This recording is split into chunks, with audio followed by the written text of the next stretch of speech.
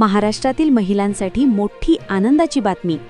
आता सरकारी नोकरी करणाऱ्या महिलांना मिळणार तब्बल 180 दिवसांची प्रसूती रजा आणि गरज पडल्यास 1 वर्षापर्यंत अतिरिक्त रजा सुद्धा. फक्त इतकंच नाही, मुंबईत महिलांसाठी लागू होणार कम अर्ली गो अर्ली नियम, म्हणजे गर्दीतून सुटका.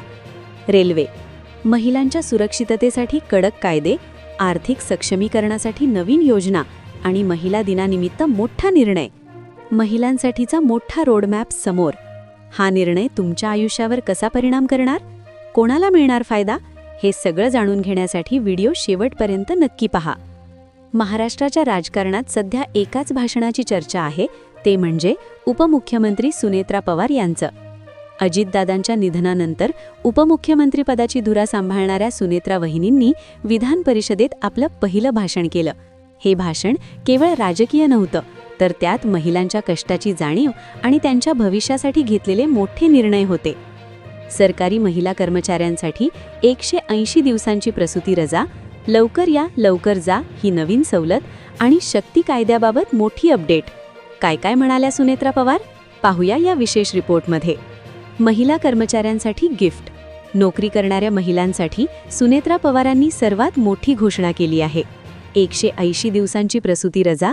केंद्र सरकारच्या धर्तीवर आता राज्यातील महिला सरकारी कर्मचाऱ्यांना 180 दिवसांची प्रसूती रजा मंजूर करण्यात आली आहे. विना मेडिकल सर्टिफिकेट रजा. विशेष म्हणजे गरज भासल्यास ही रजा 1 वर्षापर्यंत वाढवता येईल आणि त्यासाठी कोणत्याही मेडिकल सर्टिफिकेटची सक्ती नसेल. कम अर्ली गो अर्ली. मुंबईतील रेल्वेची गर्दी लक्षात घेऊन महिलांसाठी 30 मिनिटांची विशेष सवलत जाहीर केली आहे. म्हणजे सकाळी 9:15 ते 9:45 दरम्यान जितकी मिनिटे तुम्ही लवकर कामावर याल, तितकीच मिनिटे संध्याकाळी लवकर घरी जाता येईल. यामुळे महिलांचा गर्दीतील प्रवास सुसह्य होणार आहे.